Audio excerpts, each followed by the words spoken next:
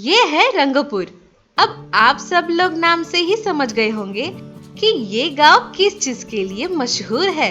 जी हाँ दोस्तों, यहाँ पर होली के रंग बनाए जाते हैं और वो भी पूरे प्राकृतिक तरीके से, जिसमें कोई भी रासायनिक पदार्थ की मिलावट नहीं होती।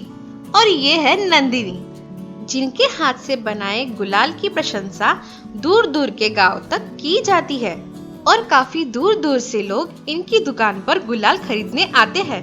और अनुमान है कि इस साल भी नंदिनी के गुलाल की मांग काफी ज्यादा रहने वाली है। इसलिए नंदिनी होली के 10 दिन पहले ही अपने पति सुरेश और छोटे भाई राजू के साथ मिलकर गुलाल बनाना शुरू कर देती है। राजू हर साल होली के मौके पर रंगपुर आया करता है ताकि नंदिनी को गुलाल बनाने में मदद कर सके। सब लोग मिलकर बहुत मेहनत करते हैं और होली के 2 दिन पहले ही 10 बोरी गुलाल बनकर तैयार हो जाता है। और तभी एक आदमी नंदिनी के घर आता है जिसका नाम चंदू रहता है। चंदू शहर के महापौर का पीए होता है और हर साल नंदिनी से ही गुलाल खरीदता है। कैसी हो नंदिनी, हो गई होली की सारी तैयारी? अरे आओ आओ चंदू भैया, मैं ठीक हूँ। अरे इस बार तो तुम 2 दिन पहले ही गुलाल खरीदने आ गए। हाँ नंदिनी, गुलाल तो मुझे खरीदना ही है, पर इस बार मैं तुम्हारे लिए एक खुशखबरी भी लाया हूँ। एक फायदेमंद सौदा है, तुम्हें काफी मुनाफा होगा। अच्छा, तो फिर जल्दी से बताओ कैसा सौदा है। हाँ, बताता हूँ। इस बार मुझे शहर के महापौर ने यहाँ भेजा है। सुना है इस होली में उनके घर कुछ विदेशी मेहमान आने वाले हैं और उन्हें होली खेलने के लिए 20 बोरी गुलाल की जरूरत है और तुम्हें एक बोरी के पूरे 1500 रुपए मिलेंगे, बाजार से 500 रुपए ज्यादा। लेकिन चंदू भैया, मैंने तो इस बार सिर्फ 10 ही बोरी गुलाल बनाया है और वो भी बाजार में बेचने के लिए। अब 2 दिन में 20 बोरी गुलाल और कहाँ से लाऊं? ऐसा कहकर नंदिनी चिंता में पड़ गई कि इतना अच्छा सौदा कहीं हाथ से ना निकल जाए। लेकिन तभी राजू को एक तरकीब सूझती है और वो चंदू से कहता है, अरे चंदू, तुम बिल्कुल चिंता मत करो, तुम्हें 2 दिन में 20 बोरी गुलाल मिल जाएगा। तुम ऐसा करो, होली के दिन सुबह आकर गुलाल ले जाओ, और हाँ, 20 बोरी के पूरे पैसे साथ में लेकर आना। ठीक है राजू, मैं समय पर आ जाऊंगा। ऐसा कहकर चंदू वहाँ से चला जाता है और ये सब देखकर नंदिनी राजू से कहती है, ये सब क्या कर दिया राजू तुमने? मैं 2 दिन में 20 बोरी गुलाल कैसे तैयार करूं? अरे बहना, तुम बिल्कुल चिंता मत करो, मेरे पास एक तरकीब है। कैसी तरकीब राजू? अरे बहना, तुमने चाइना मेड गुलाल के बारे में तो सुना ही होगा। शहर में काफी बिकता है और काफी सस्ता भी होता है। क्यों ना तुम वो गुलाल खरीद कर चंदू को बेच दो।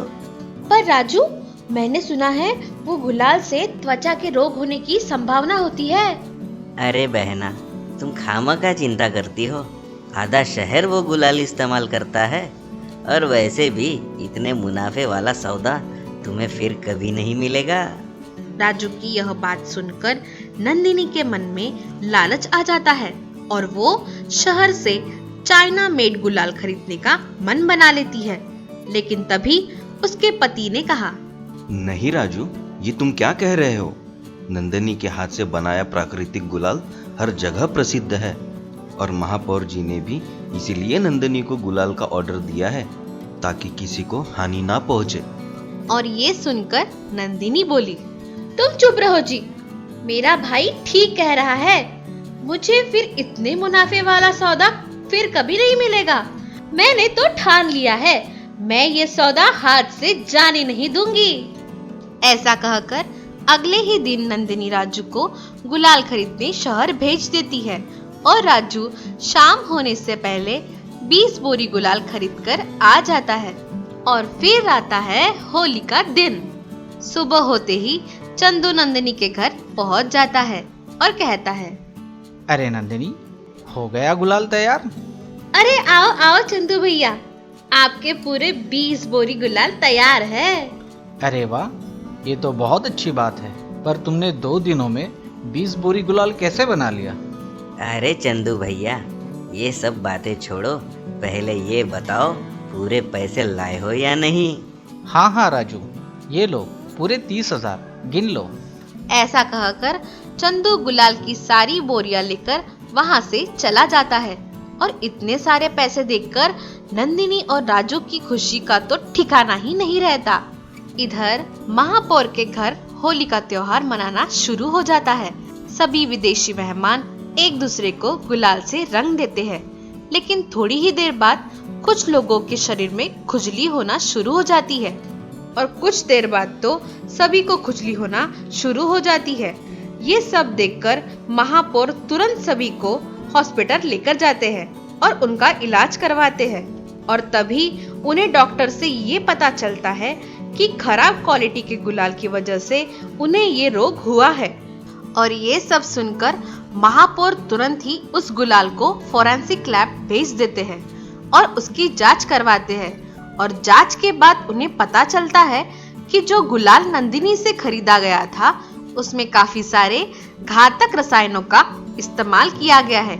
ये सब पता चलते ही महापौर तुरंत नंदिनी की शिकायत पुलिस में दर्ज करवाते हैं और इस प्रकार नंदिनी को हिरासत में लिया जाता है। नंदिनी की ये करतूत सारे शहर में फैल जाती है और नंदिनी का सारा नाम एक ही दिन में मिट्टी में मिल जाता है। तो देखा दोस्तों, किस तरह नंदिनी के एक छोटे से लालच ने उसे ले डुबोया। वो दुनिया में कहावत है ना दोस्तों, अपनी जरूरत को पूरा करना संभव है परंतु अपने लालच को पूरा करना असंभव है। इसलिए लालच से दूर रहे और हाँ, सुरक्षित होली मनाएं, प्राकृतिक रंगों का प्रयोग करें और यारों और परिवारों के साथ खूब होली मनाएं। हर खुशी आपकी रहे, हर मुस्कान आपके होठों में सजी रहे। रंग भरे इस त्योहार की तरह आपकी जिंदगी भी रंगीन रहे। होली की आप सभी को बहुत बहुत शुभकामनाएं। हैप्पी होली।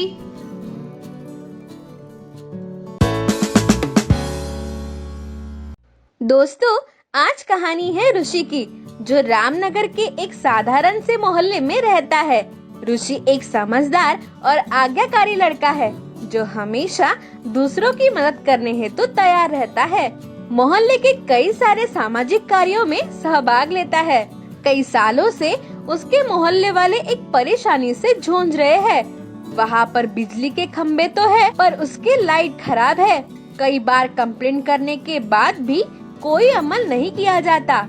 ऋषि हमेशा रास्ते से आते जाते हुए लोगों को अंधेरे के कारण परेशान होते हुए देखता है और उसके मन में हमेशा ये ख्याल आता है कि इस समस्या को कैसे दूर किया जाए। और इसके लिए वो जब अपने परिवार वाले और पड़ोसियों से बात करता है तो वो उसकी बात को अनसुनी कर देते हैं। इसमें हम लोग क्या कर सकते हैं, ये सोचकर इसे प्रशासन और सरकार की लापरवाही कहकर टाल देते हैं। ऐसे ही कुछ महीने बीते और ऋषि के दिमाग में एक आइडिया आता है।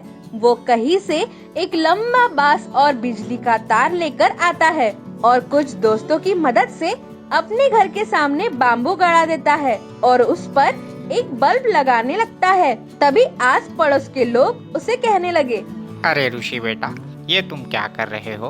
कुछ नहीं अंकल, मैं अपने घर के सामने का अंधेरा दूर करने की कोशिश कर रहा हूँ। अरे इससे क्या होगा? अगर तुम एक बल्ब लगा भी लोगे तो पूरे मोहल्ले में थोड़े ही प्रकाश फैल जाएगा। आने जाने वालों को तब भी परेशानी उठानी ही पड़ेगी। ऐसा कहकर पड़ोसी ऋषि पर सवाल उठाते हैं और ऋषि उनसे कहता है, आपकी बात सही है अंकल, लेकिन ऐसा करके मैं कम से कम अपने घर के सामने से जाने वाले लोगों को परेशानी से तो बचा सकता हूँ। ऐसा कहकर ऋषि घर के सामने बल्ब टंगा देता है। रात को जब बल्ब जला तो बात पूरे मोहल्ले में फैल गई। कई लोगों ने उसका मजाक उड़ाया और उनमें से कुछ लोगों ने उसकी बहुत प्रशंसा भी की। ऐसे ही 1-2 हफ्ते बीते तो लोगों ने देखा कि कुछ और घरों के बाहर भी बल्ब टंगा दिए गए हैं और देखते ही देखते 1 महीने में पूरा मोहल्ला प्रकाश से जगमग उठा। एक छोटे से लड़के के एक कदम ने इतना बड़ा बदलाव ला दिया था। धीरे धीरे ये बात पूरे शहर में फैल गई। अखबार में इस खबर को प्रमुखता से छपाया गया और आखिर में प्रशासन को अपनी गलती का एहसास हो गया और इस बात का संज्ञान लेते हुए मोहल्ले की स्ट्रीट लाइट भी ठीक कर दी गई। तो दोस्तों, आपको ये कहानी कैसी लगी ये हमें कमेंट बॉक्स में कमेंट करके जरूर बताएं। और हाँ, हमारे चैनल को लाइक, शेयर और सब्सक्राइब करना ना भूले। तो चलिए दोस्तों, अगली बार फिर मिलते हैं एक और नई कहानी के साथ। तब तक के लिए goodbye. Stay home, stay safe.